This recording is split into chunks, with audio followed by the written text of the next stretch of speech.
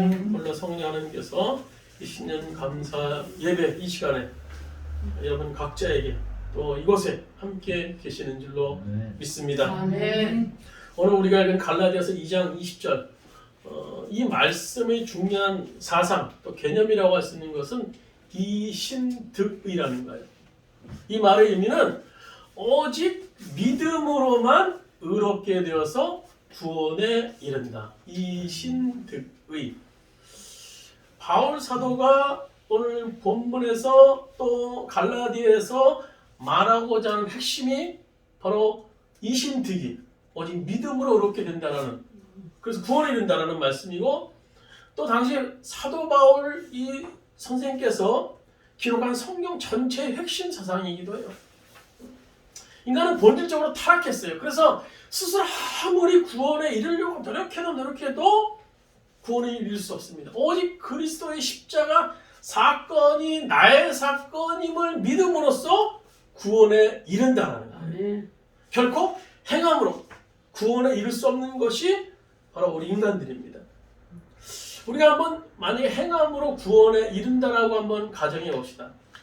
과연 우리가 구원에 이를 만한 선한 행위가 과연 있을까요? 아마 행함으로 구원받는다면 이 땅에 구원받을 수 있는 사람은 아마 아무도 없을 거예요. 행함으로 구원받는다면 타락한 인간은 결코 구원받을 수 없어요. 그러나 오늘 이것이 사도 바울 당시 주도권을 쥐고 있었던 종교 지도자들의 신앙이었어요. 율법을 지킴으로써 이루어질 수 있고 구원에 이른다. 그래서 나는 열심히 율법을 지키겠다. 그래서 모세오경을 비롯해서 이어 내려온 토라를 열심히 율법 연구가들은 열심히 연구했어요. 율법사들이요. 그래서 그것을 지키기 위해서도 그들은 얼마나 몸부림쳤는지 몰라요. 어느 사도 바울 당시 그들과의 싸움, 또 예수님과 또 그런 율법주의자 바리새인들과의 싸움이 성경 전체의 얘기예요. 본서를 기록할 당시 갈라디아 교회 형편도 마찬가지입니다. 갈라디아 교회는 개종한 지 얼마 안 되는 초신자들이 굉장히 많았어요.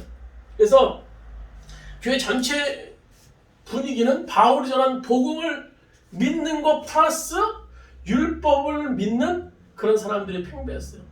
더욱더 그런 것이 거짓 교사들이, 율법주의에 빠졌던 거짓 교사들이 교회 안에 넘쳐났어요. 그래서 그들이 말씀을 전함으로 인해서 율법주의가 갈라디아 주변에 또 갈라디아 교회에 팽배했던 겁니다.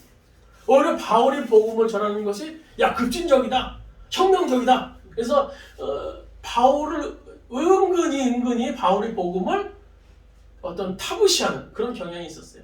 그래서 여전히 율법을 지킴으로 구원에 이른다고 믿는 교인들이 대부분이었어요. 그래서 바울 사도가 그들의 순전한 믿음을 되찾게 하기 위해서 오늘 본서를 기록한 겁니다. 그래서 보면 우리 갈라디아서 우리가 읽은 2장 20절 참 우리가 너무나 잘 아는 말씀이죠. 그래서 바울 사도는 60여 년 전에 십자가의 사건이 자신의 사건임을 성령의 역사로 깨닫게 됐다는 겁니다.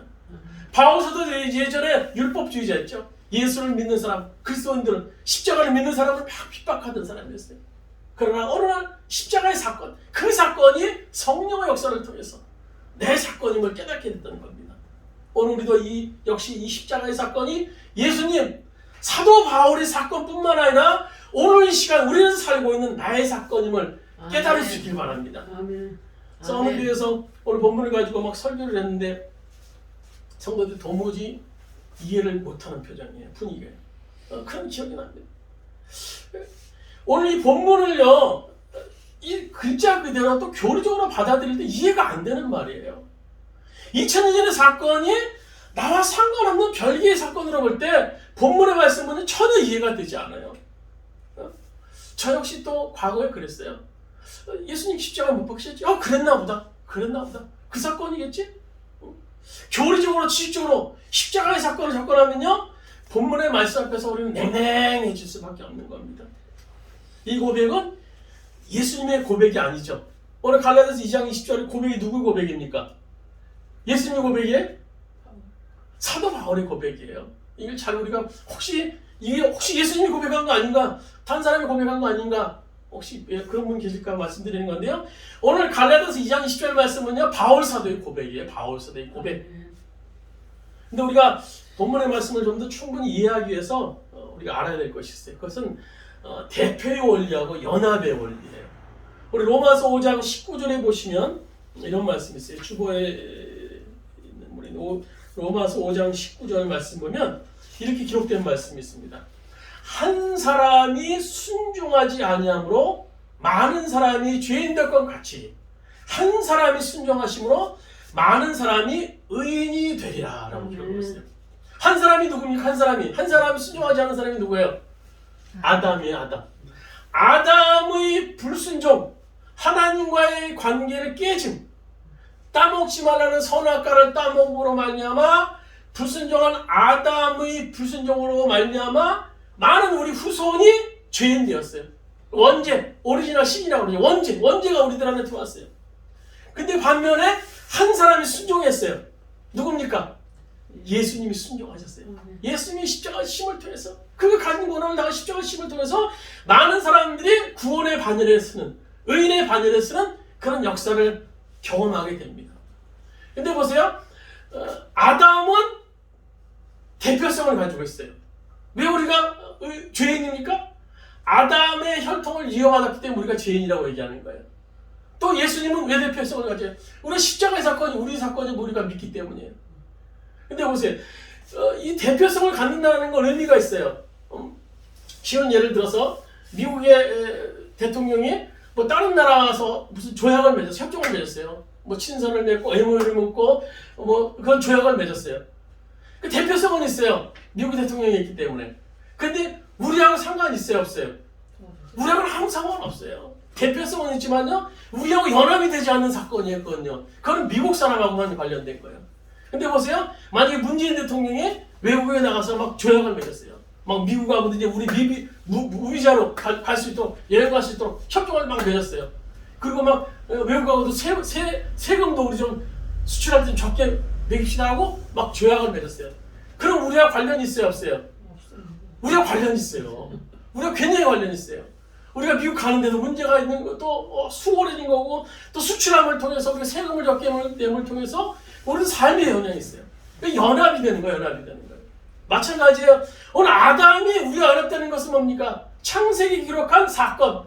우리의 조상이라는 사건을 통해서 대표성이 있고 우리가 연합이 되는 거예요. 아, 아담이 죄를 지음으로 해서 우리도 죄인이구나. 그 후손이 우리도 죄인이구나. 연합이 되는 거예요.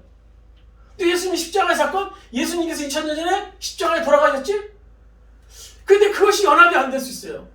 아담은 우리가 좀 어떻게 보면 좀 쉽게 우리가 우리의 조상이고 우리가 그 죄로 말미암아 죄를 졌지? 우리가 죄가 있구나 라는 사실에 대해서 어떻게 공감할 수 있는데 어떻게 보면 십자가의 사건은 좀 연합이 안 되는 경향이 있을 수 있어요. 2000년 전에 팔레스타인의 어떤 아주 선한 젊은이가 십자가에서 죽었대. 그걸 성경에 기록하고 있는데 그게 나하고 무슨 상관이 있는가? 연합이 안 될 수 있어요. 우리에게 필요한 연합은 뭡니까? 그것이 성령의 역사를 통해서 믿어져야 돼요. 믿어져야 돼요. 성령의 역사를 통해서 믿어질 때 연합이 이루어지는 거예요.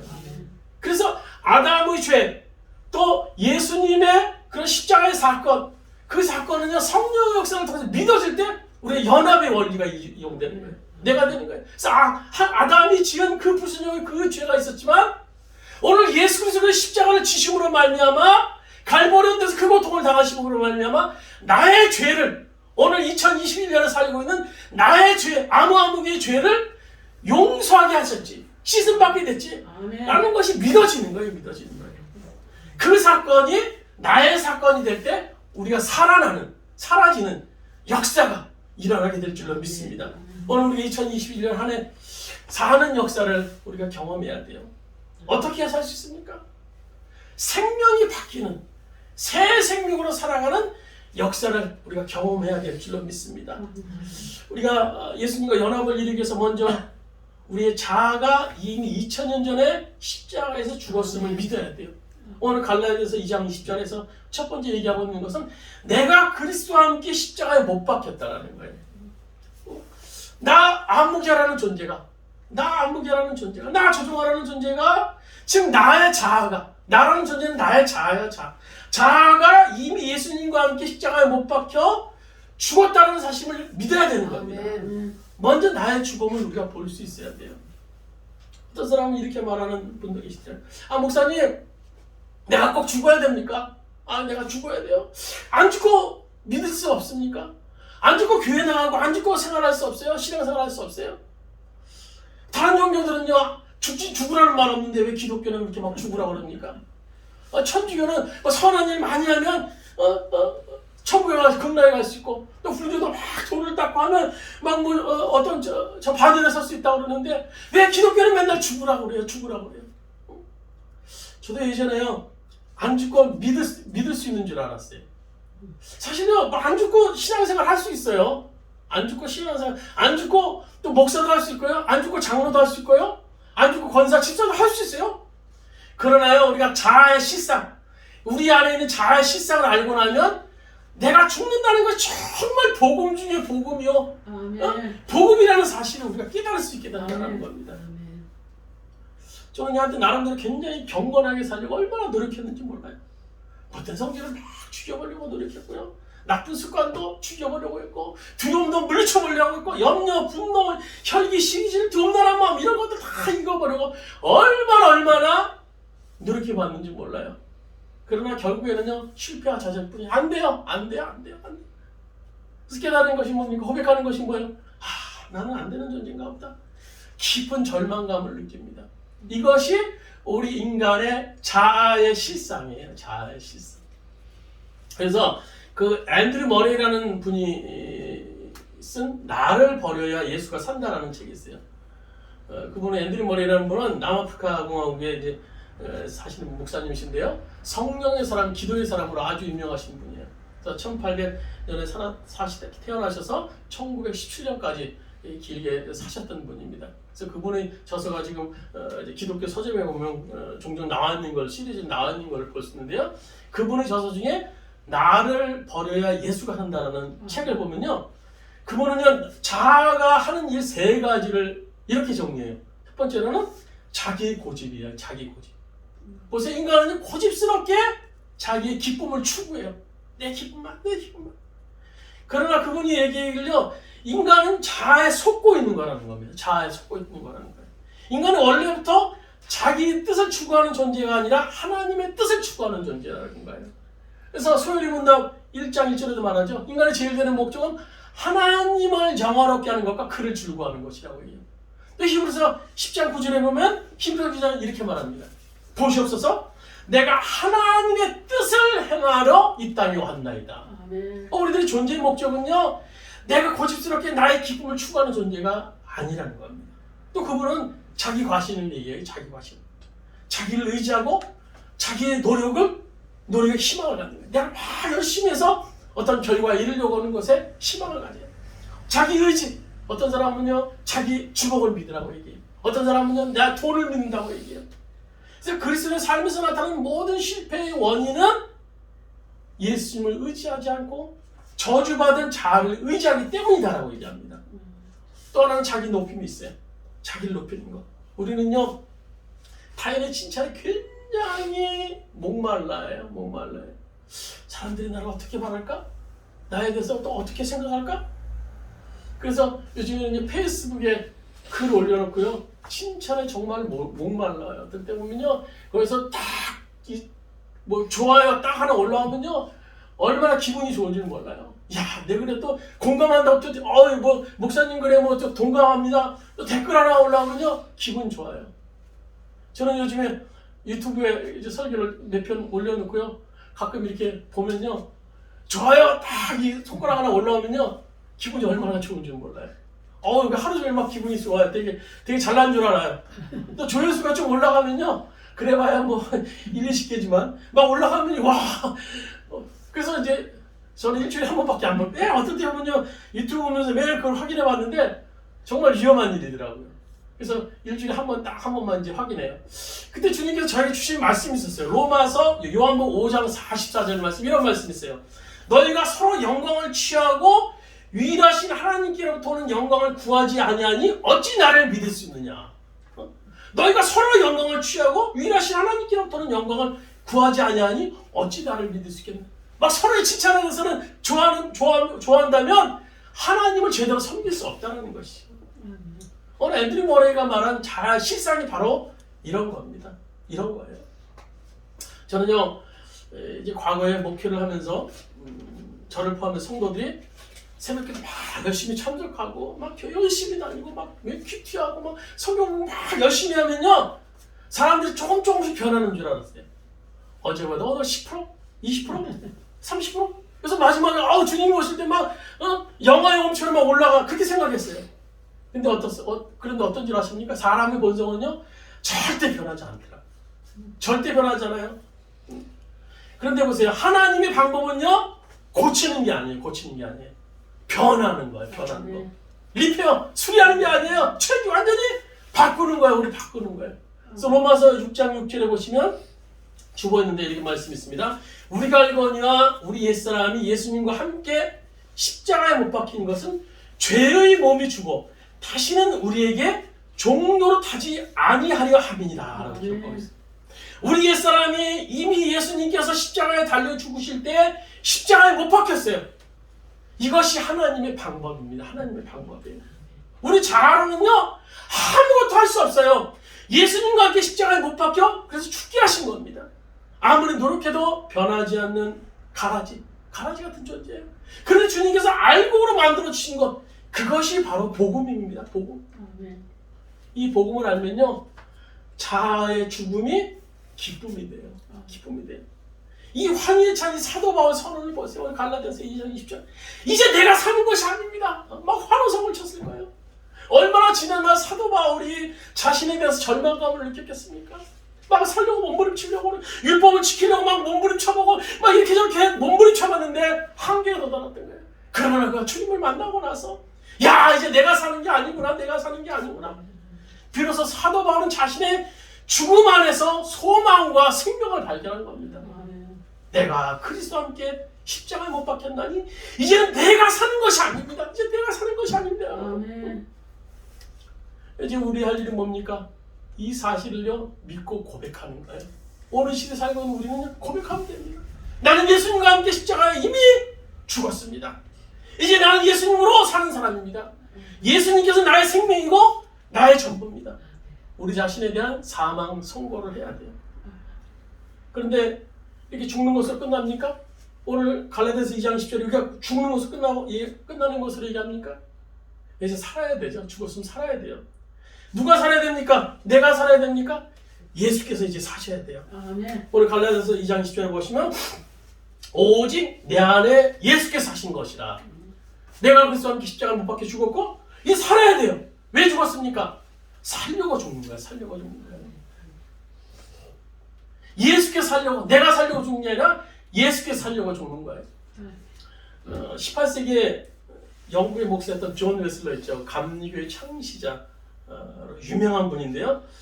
그분이 일평생 이제 복음 전하면서 행했던 것을 기록하는 것을 보니까요, 그가 일평생 40만 킬로를 전도여행, 40만 킬로.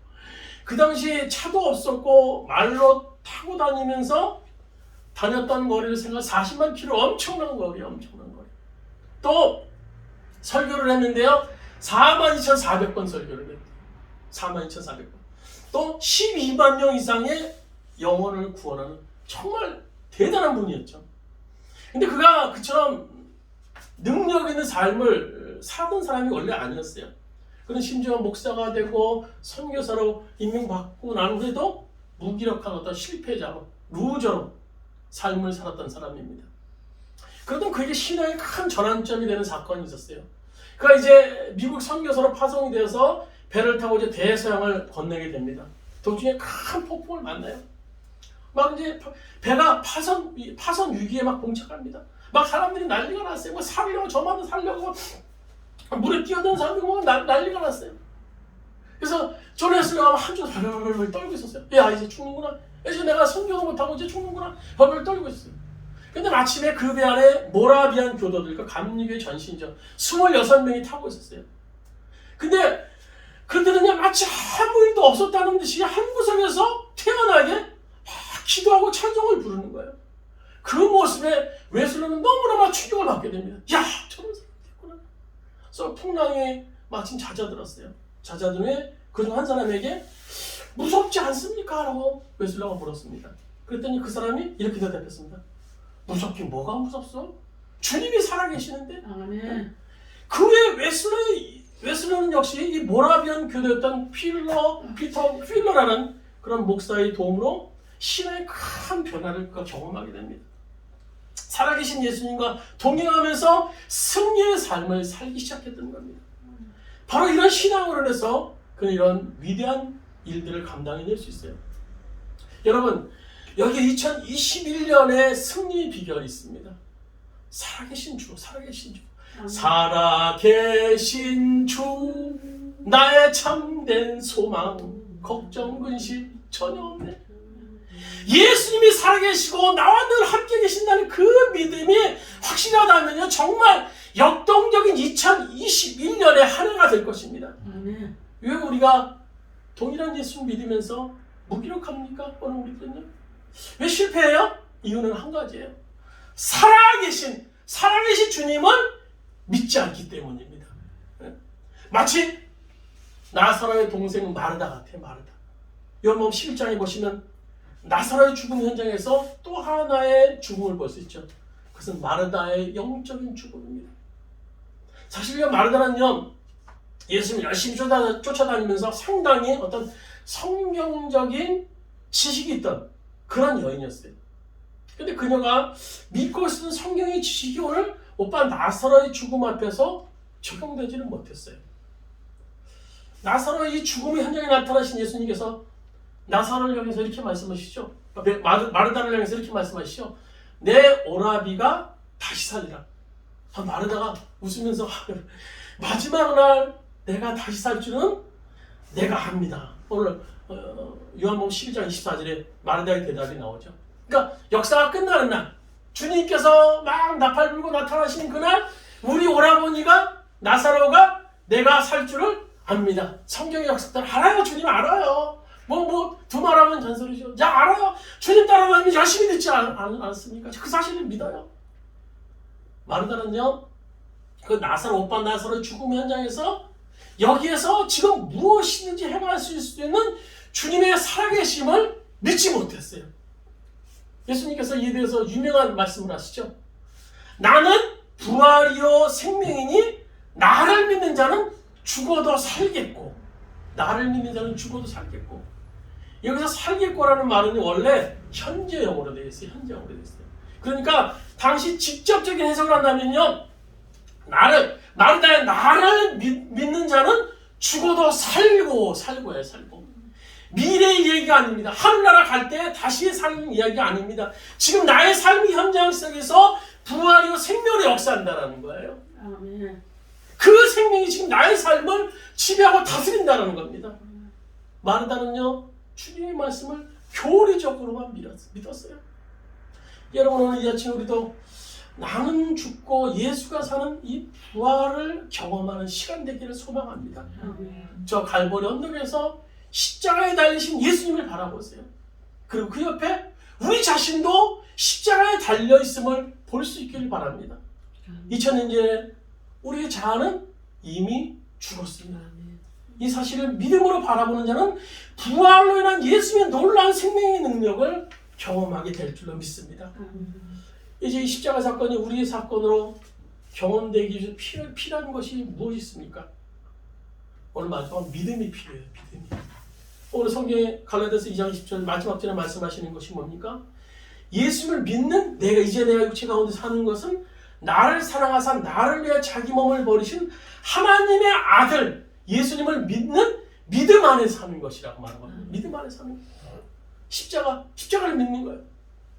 여러분, 십자가는요, 사실 자체가 그렇게 아름다운 것은 못돼요. 충축한 것이죠. 솔직히 사실은요. 우리가 지금 성전마다 십자가를 매달고 지붕에도 매달고 막 찬양하고 막 강대상도 매달고 어떤 사람은 십자가 목걸이도 하고 막 그러는데요.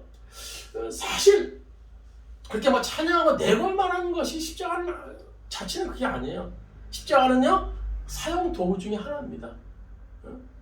그것도 가장 끔찍한, 아주 무시무시한 십자가형을 집행하는 도구가 십자가예요. 십자가.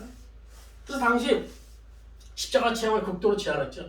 그래서 로마 자국민들에게는 어떠한 죄가 있어도 십자가 처형을 금지해 왔어요. 너무너무나 잔인하기 때문에, 너무나 힘들기 때문에. 근데 예수님께서는 그 십자가형을 감당해내셨어요. 그 십자가가 무게가 얼마입니까? 150kg 정도 됩니다. 성인 2명의 무게가 되는 거예요. 엄청난 무게를 지고 예수님께서 골고다 언덕에 올라가세요.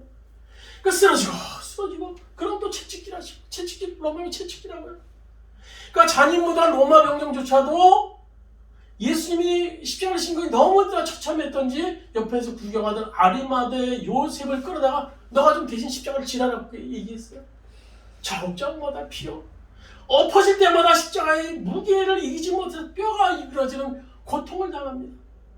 넘어지기라도 하면 여지없이 로마 병정의 그 날카로운 그 동물의 뼈라 쇠붙이가 달려있는 9개의 채찍이 예수님의 등을 내려칩니다. 살결이 찢어져요. 사정없이 내려칩니다. 여러분, 이 십자가의 사건을 목격하면서 의문이 생기지 않아요? 꼭 이 방법이어야만 했을까? 제가 어렸을 적에 이런 생각을 했던 기억이 나요. 전사님의 설교를 들으면서 왜 굳이 예수님은 왜 꼭 저 십자가에 돌아가셔야만 했지? 좀 다르게 돌아가실 수도 있었는데 돌아가셔야 된다면 굳이 뭐 좀 멋있게 나가서 전쟁을 영웅처럼 막 장군처럼 싸우다가 그럼 이렇게 멋있게 돌아가셔도 되지 않을까? 근데 저게 처참하고 모든 사람이 두려워하고 정말 잔인무도한 그런 십자가 형태에 왜 돌아가셔야만 했을까?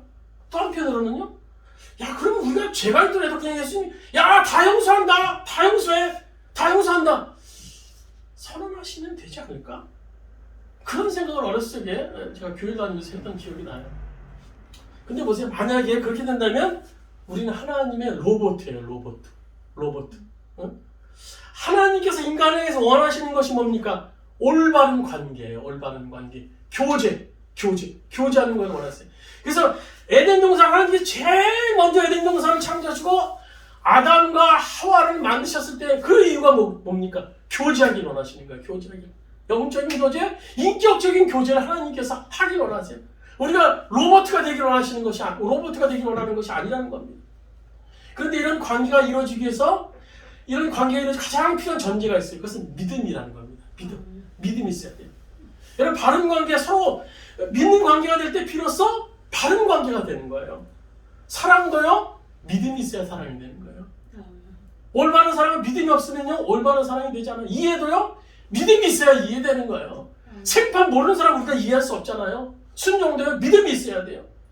그러니까 믿음이라는 것이 전제가 되어야만 친구 간에도, 부부 간에도, 부모 자식 간에도 교제가 이루어지는 거예요. 만일요, 믿음이 없는 관계라면요, 그 관계는 형식적인 관계예요. 그러니까 주님이 원하시는 관계가 아니라 껍데기에 불과해요. 그래서 오늘 인간과 하나님과의 관계도 마찬가지예요. 인간이 하나님을 믿어야만 돼요. 믿어야만 돼요. 근데 인간이 하나님을 믿었으니까 자꾸 배신했어요. 얼마나 배신했어요? 보세요. 최초의 에덴 동산에서도 하나님은 아담에게 이 믿음을 요구하셨죠. 에덴 동산에 창조하시고 인간을 만드시고 모든 것을 다 다스리게 하셨어요. 다 주셨어요. 너 나하고 올바른 관계를 맺자. 에덴 동산은 나와 아름다운 관계 교제를 하자. 오늘 예수님이 하나님께서 원하시는 거였어요. 딱 한 가지 제시를 하신 것이 있죠. 선악과예요. 선악과. 그것이 없으면요, 우리가 하나님인지 하나님이 우리인지 귀족물인지 조물주인지 그 구분이 안 가요. 그래서 하나님께서 딱 하나 선악과를 만들어 놓으신 거예요. 이거는 절대 건들지 마라. 이거는 건들지 마라. 내가 조물주고 넌 피조물이야. 딱 하나 만들어, 그 나머지 다 만들어가게 만드셨어요. 근데 그 요구마저 인간인 아담과 하와는요, 파괴하고 말아요. 하나님과의 관계를 파괴합니다. 또 노아의 시대 사람들도 마찬가지예요. 하나님을 믿지 않았어요. 오늘 마태복음 2장 38절에 보면 홍수전에 노아가 방주에 들어가던 날까지 사람들이 먹고 마시고 장가들고 시집가고 있으면서 홍수가 나서 저희를 다 멸하기까지 깨달지 못합니다. 여전히 하나님과의 관계를 원했지만 노아의 시대 사람도 하나님과의 관계를 파괴했어요. 또 출애굽하던 이스라엘 백성들은 어떻습니까? 역시 그랬어요. 주님께서 불뱀에 물린 이스라엘 백성들에게 오늘 구리뱀을 달려주시면서 이것을 쳐다보면 살 수 있다라고 말씀했지만 그들은 믿지 않았어요. 그래서 이제 하나님이 마지막으로 최후의 방법으로 동원하신 것이 바로 십자가의 희생이에요. 십자가 희생. 너 이래도 니네도 안 믿겠냐? 이래도 안 믿겠냐? 그 시대에 가장 잔인한, 더 이상 잔인할 수 없는, 더 이상 척잡을 수 없는 철저히 자기 희생, 이것이 인간들로 하여금 하나님을 믿도록 사용하신 최후의 방법이었던 겁니다. 예수님께서 그 당시 가장 잔인한 형벌인 십자가의 형으로 죽으셨어요. 오늘 요한복음 3장 16절 말합니다. 하나님이 세상을 이처럼 사랑하사 독생자를 주셨으니 이는 그를 믿는 자마다 멸망치 않고 영생을 얻게 하려 하심이라. 아멘. 하나님이 세상을 이처럼 너무너무 사랑하셨어요. 너무. 영어 성경은 so loved. 너무너무나 하나님이 우리 각자를 사랑하셨다라는 거예요. 그래서 하나뿐인 독생 성자 외아들을 십자가에 죽게 하셨어요. 우리와 잃어버린 관계를 회복하기 위해서요. 그래서 그를 믿는 자마다 어떻게 됩니까? 멸망치 않고 영생을 얻게 하려 함이시라. 영생을 얻게 하는 것은 뭡니까? 끊어진 관계를 회복시킨다는 거예요. 나는 교제하고 싶다라는 거예요. 하나님을 믿는 자마다 이제 끊어진 관계를 회복시켜 주신다는 거예요. 그래서 지금도 주님은요, 우리들과 끊어진 관계를 회복하기를 원하세요. 아무개야 나도 교제하고 싶다. 너하고 만나고 싶다. 요한복음 15장 4절에 보시면 내 안에 거하라. 나도 너희 안에 거하리라. 가지가 포도나무에 붙어있지 않냐면 스스로 열매를 맺을 수 없음 같이 너희도 내 안에 있지 않냐면 그러하리라. 오늘 말씀에 들어가겠습니다. 사도 바울은요, 고린도전서 15장 31절에서 이런 고백을 합니다. 나는 날마다 죽노라. 나는 날마다 죽노라. 여전히 그 훌륭한 사도 바울 역시 육신의 존재이기에 이 땅에서 바울 사도 역시 육신의 욕구에 따른 유혹을 받습니다. 그러나 그럴 때마다 자신이 이미 죽었다는 진리를 계속 확인합니다. 끊임없이 나는 이미 죽었고 내 안에 예수께서 사신다. 아멘. 나는 죽었고 예수께서 사신다. 이 진리를 결론 삼고 계속 고백하는 거예요. 우리 역시 죽었음을 고백할 수 있길 바랍니다. 이미 죽었음을 고백하시길 바랍니다. 우리 한번 주보 한번 보세요. 주보 보시면 우리 한번 같이 한번 따라 한번 읽도록 하겠습니다. 제가 주님 하고 부르면요, 우리 여러분 한번 여러분의 고백이 달린 거예요. 거기 동그라미에 자신의 이름을 한번 넣어서 한번 고백하세요. 이 고백을 우리 고백이 되시길 바랍니다.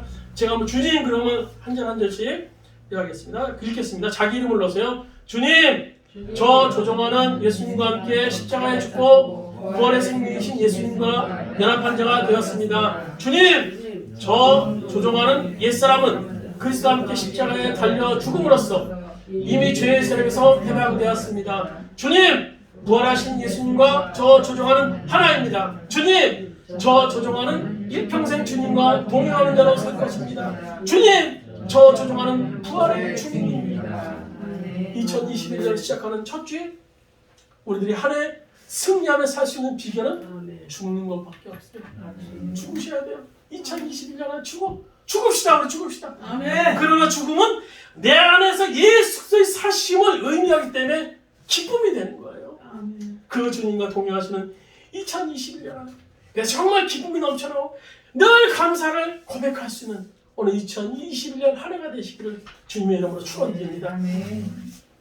우리 조금 전에 부른 찬양 다시 한번 부르시고